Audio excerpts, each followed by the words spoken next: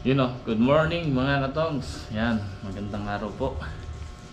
So ayan, nandito pa nga po ako sa Gapan, sa bahay. So July 11 at umuwi nga po ako kagabi sabay ng pagdala ko ng sili na naiwan sa biyahe. So ayan, binisita ko ang aking pamilya dito. At syempre, ayan, tinignan muna natin ang kanilang pan. So, galing nga po kami ng palengke ng misis. Ayan. Dito po. Pinamalengke natin ng pang-stock sila para umiiyak na yung aking anak. Lalo yung bunso ko. Papa!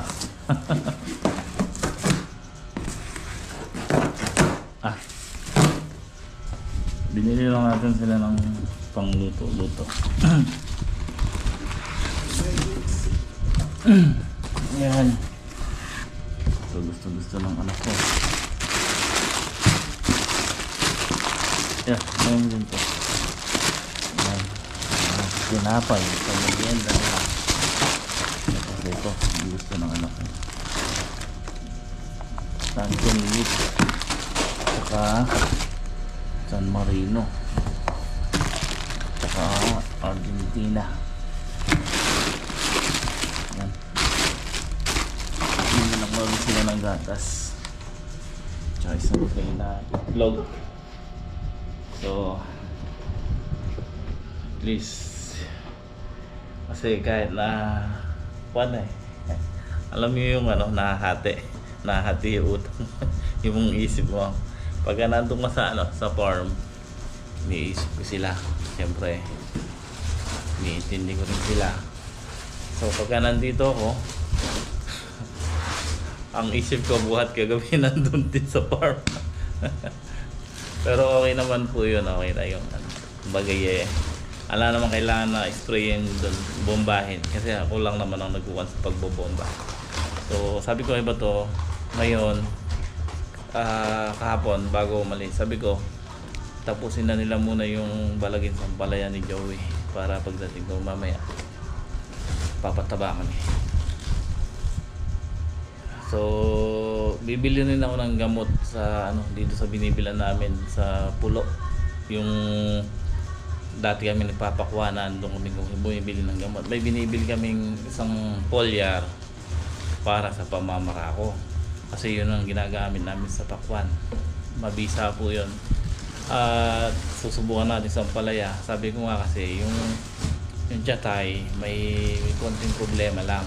Mahina siya sa pamamarako. Mayroon kasing part na siguro mga 10% yun. Kung ba na marako yung ampalaya natin. Pero syempre hindi naman natin may iwasan yun. Kaya lang nagtataka ako. Wala namang hanip, wala namang kwan. So, kaganda nung maumpisa, bigla na lang siyang namamarako. So, tingnan natin kung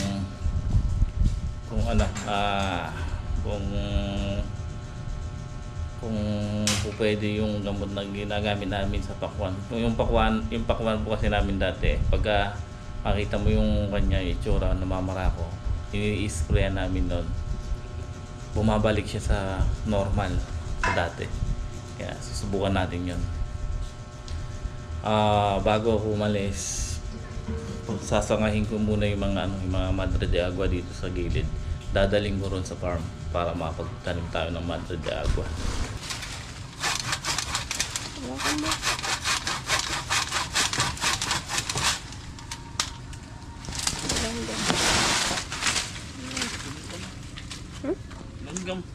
Langgam mo.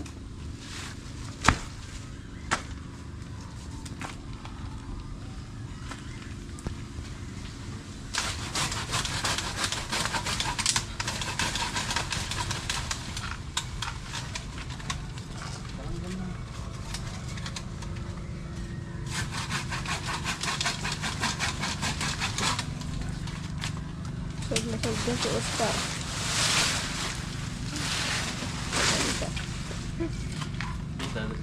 Kakarga pong mga ganyan. Yan, di ba nalalanta yan? Tatakpan mo na lang.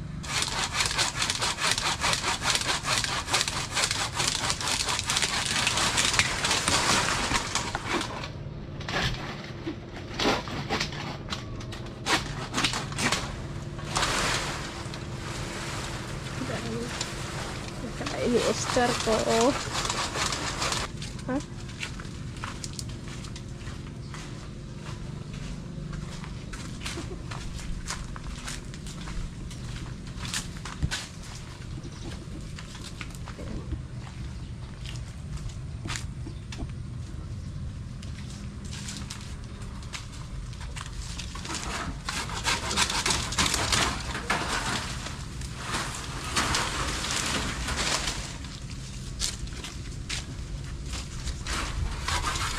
Ito na.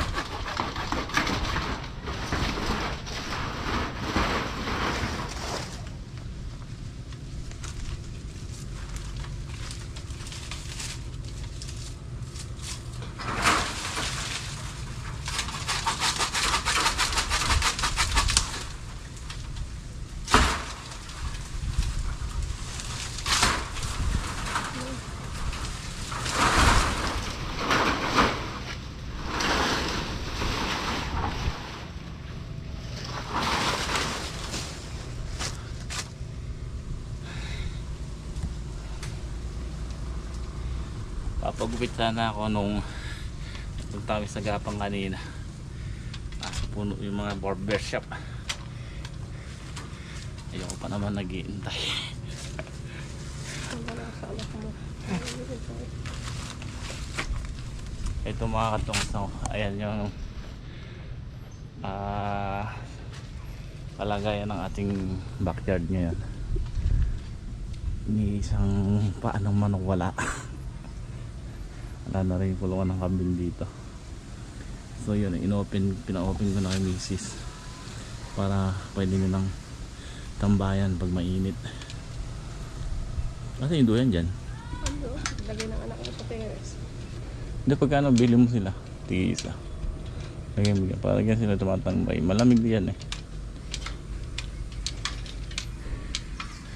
Kaso yung mga buko yung mga namatay, naubod, na insect.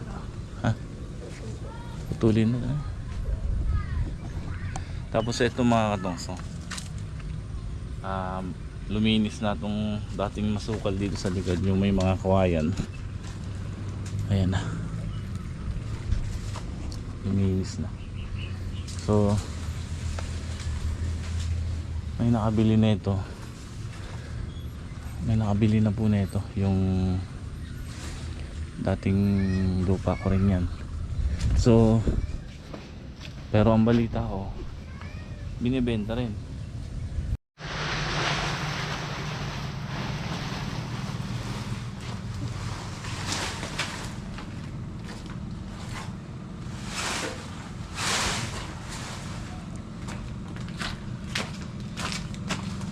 Salubong kayo Oscar ko.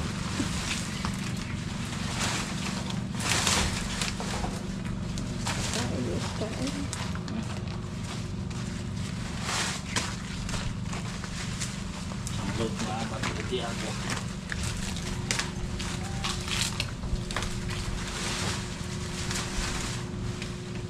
Kalian mo ko ba?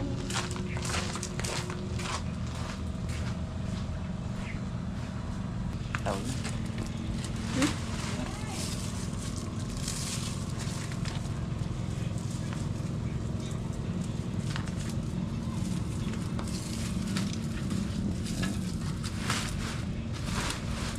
Yung ibabaw lang naman malalantayan, eh, baba hindi.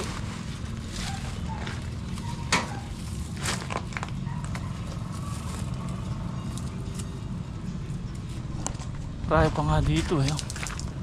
Sa susunod na uwi ko na lang. Tsaka sasangahan.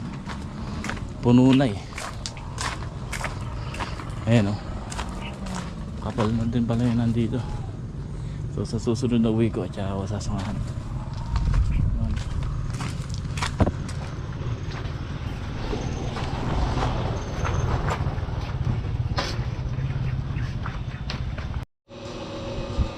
Okay, alis na rin tayo.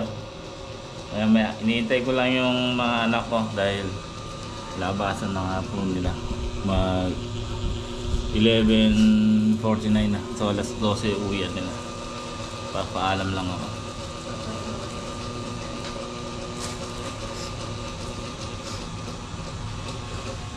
Kasi pagka umuwi ako, tapos bigla akong nawawala, babalik sa Kapas.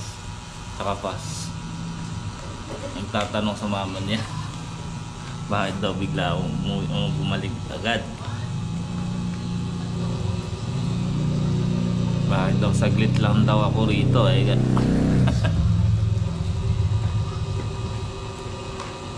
So, kailangan natin tumutok dun eh.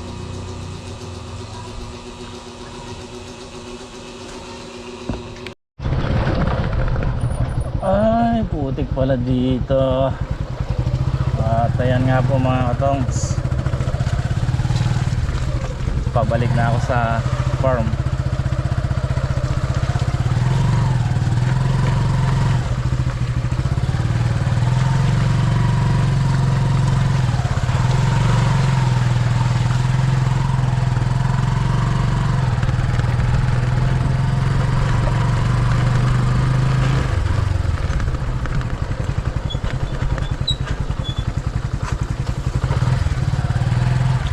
Mali.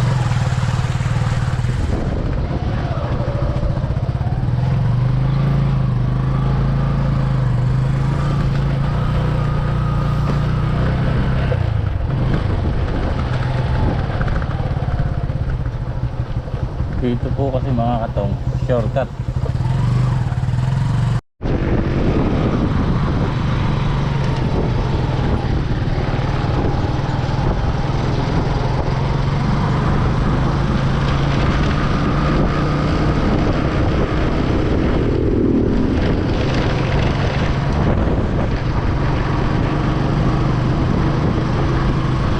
Gagawin muna tayo dito kasi dito tayo bibili ng foliar.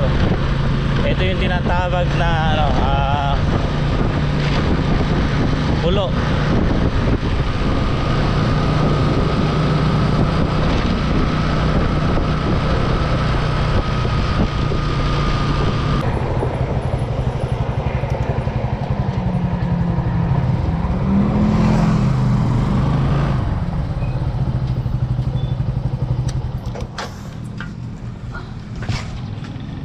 May Amino Plus? Amino Plus meron po. Magkano? Ano mga right? Amino Plus sa Amino.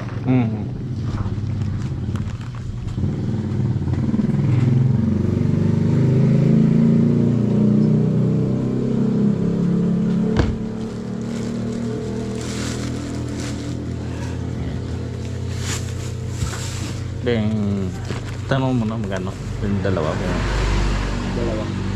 Dalawa isa na. Vlogger ka ba kuya? Ano pangalan ng page mo? Tongs TV sa YouTube. Tongs TV. Magkano? Ha? Ha? Tumaas na no? Bumaba pa nga. Ibinalo bilang benta na. Dati walang to. Tongs TV. Tongs. Tongs. Kaya yung dalawa sige. Tongs.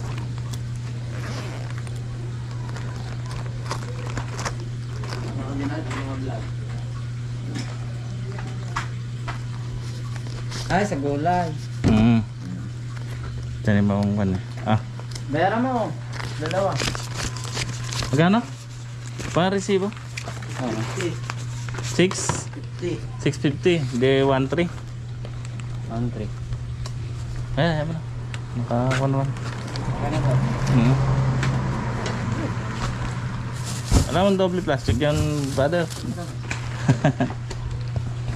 Yung malaki.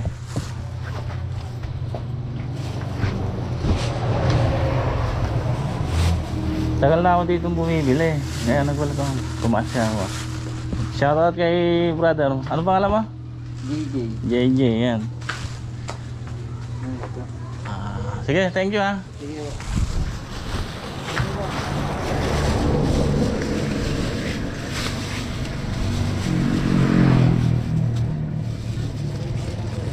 Ah.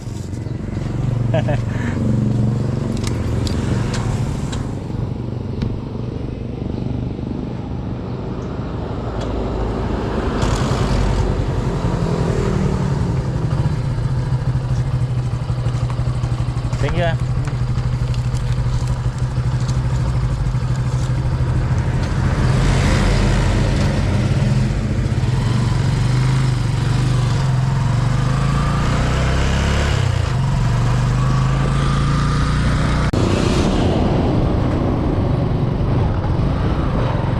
Yan.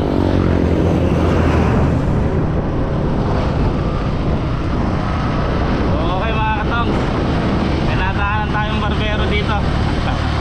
Barber shop pala dito sa Arayat. So nagpagupit na rin ako tapos kumain.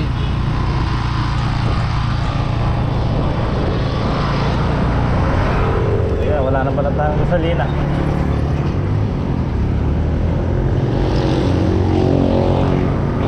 Karga na tayo dito.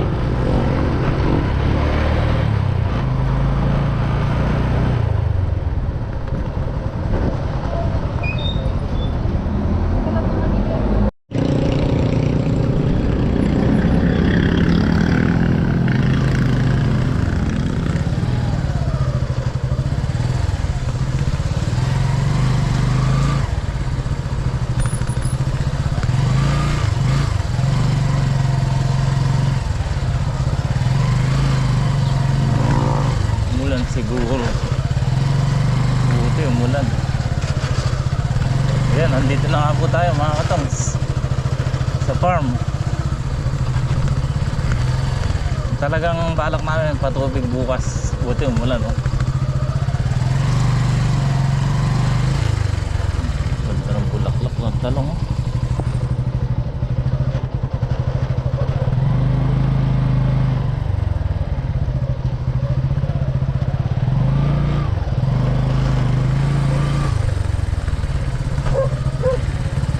Malakas yung ulan, may tubig.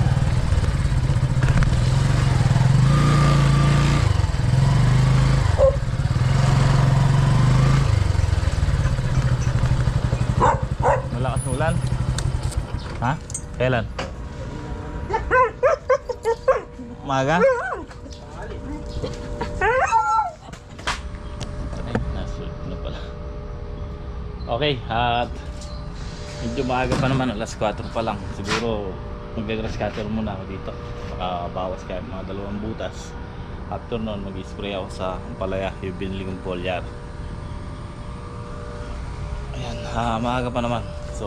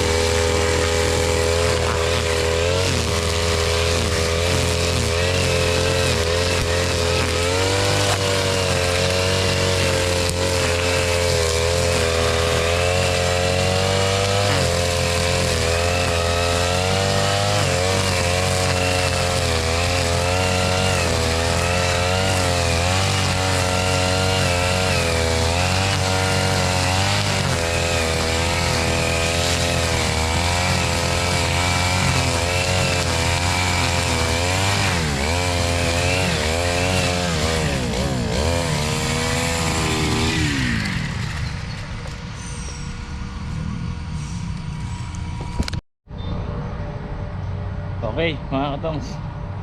Pabili muna tayong gasolina. Wala na palang gasolina. At bumili sila ba to? So, ito yung Madre de Agua ang dala ko.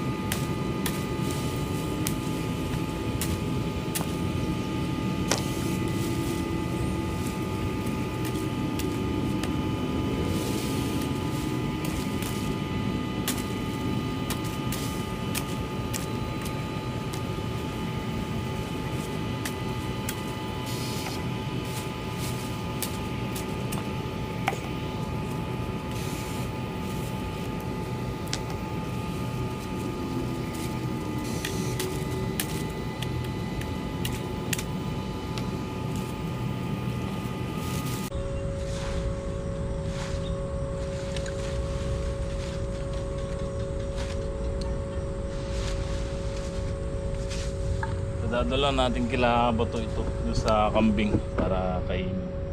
So yun, puputol-putulin natin at kaya patutubuin bago natin itanim sa itatanim.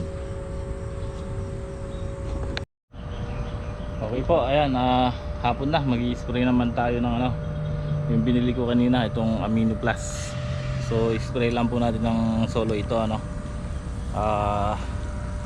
ito mga katongs, doon po talaga kumbaga certified po na hindi, kumbaga subok na po namin doon na bumili kasi maraming namimeke nito. Tsaka ito, subok na po doon sa gawin namin doon sa San Isidro, Pulo. Yan.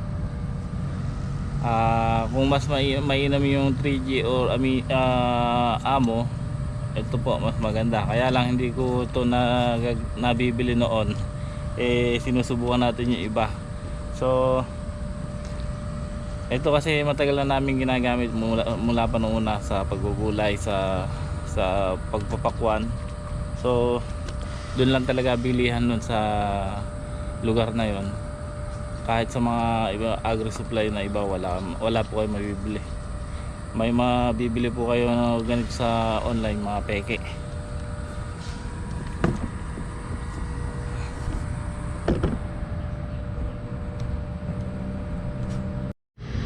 So ang laman po na ito mga katongs is 1 liter, isang galon na maliit na ganito. Yan. Sa 25 liter spray tank, kargahan po natin ng 120 ml.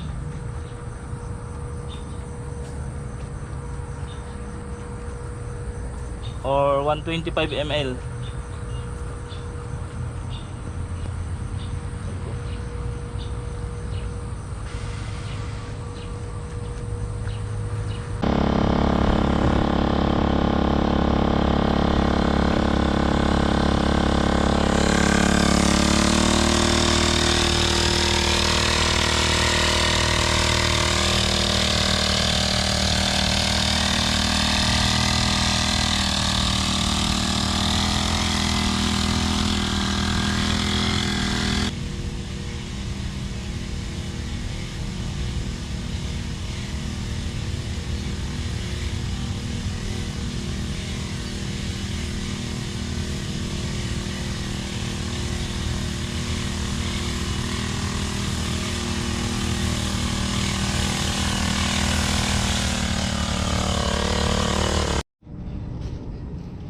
Okay.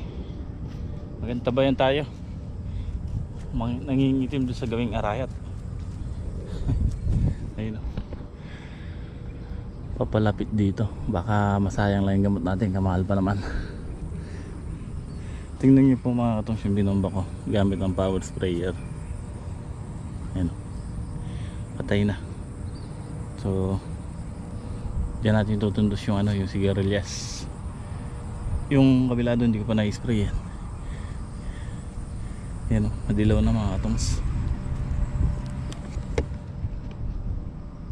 Uulan nga, maambon na. So nakaliman apat at kabiyak tudling. Sa mga nagtatanong mga katongs kung ilang puno yung tanim ko nito. Dito kasi mga katongs, sa una nating tanim na may kamatis dito. Ito yung hati niyan eh.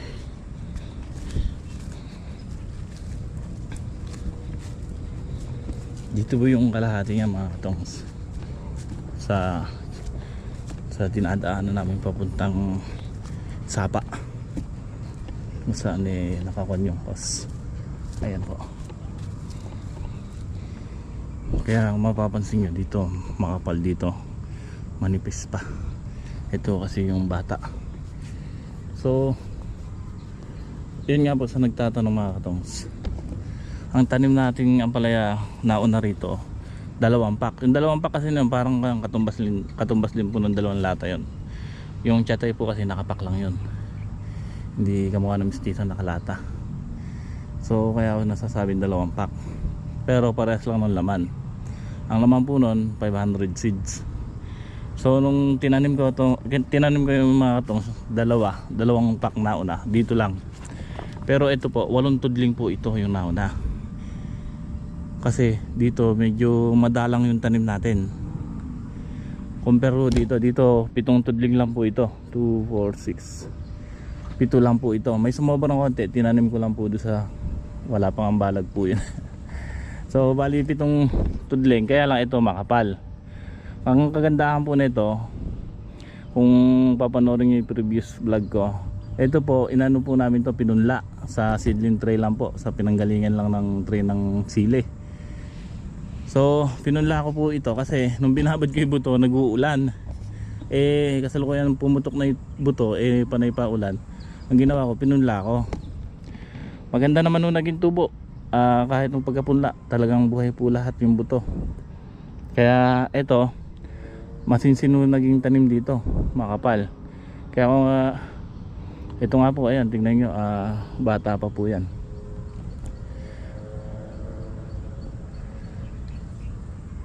Masinsin po yung naging tanim dito.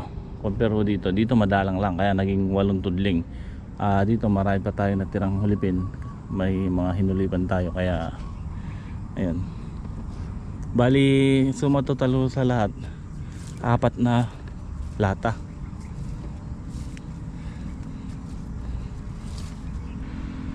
Natusok po ito. Tain na namang pitasin, oh. Nakikita ko ang dami. Lalaki na. Oh, kapal lang pinitas yan. Saktong sakto sa makalawa. Yung na-harvest natin kahapon, siguro dito na-harvest natin nasa 17 bundle. Sabi ko nga dito kasi marami tayong nakuha mga maliliit, mga bungang puno. Kaya yung 5 bundle dito lang ko po nakuha yun, yung segunda. Kaya marami tayong naging segunda mga katongs eh. So dito natin nakuha yun. Ito patabain ng mga katongs. Ito pinatabaan ko ito bago namin pitasin eh. So may mga natusok na, pero madalang lang, hindi naman kamukha dati. Kaya nag-spray ako, madalang lang makakita ang naninilaw.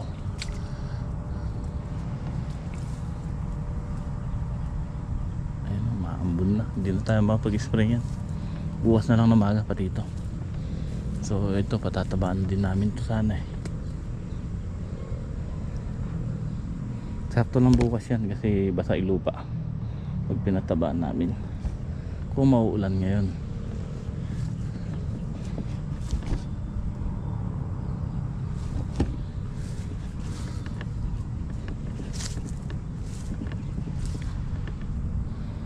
Nung bago namin pitasin ito, pinatabaan nga po namin. Sakto, mambon. Kaya yung mahina lang po, ambon lang. Kaya yung iba, buo-buo pa yung pataba. Sabi niyo ba to kanina daw malakas. Ngayon nagkapondo pa ng tubig. Oh. Kaya tamang-tama lang. Tamang-tama lang yung ulang kanina. Talagang plano ko kasi nakita ko parang hindi naluso yung pataba dito. Marami pa naman ako nilagay. Isang tudling 10 kilo. Nakadivide po yun sa kalahating bulto. So ito sana papasukan natin ng 3 bulto yung 4 na lata. Kaya ang nauna kong pataba na ito 80 kilos. Ang dinivide ko kasi kada tudling 10 kilo. 15 tudling po ito. De 150 kilos po yun. Kaya pasok yung 3 bulto. Ngayon nung sinabog ko po ito, umambon lang. Kaya nung pumimpitas kami, nakita namin buo-buo pa yung pataba. So kanina malakas daw sabi ni Bato, kaya nalusaw. Kaya nawala na yung pataba sa gilid. Tapos mabobombahan pa natin ng amino plus. So yan, ganda, tuloy-tuloy sana.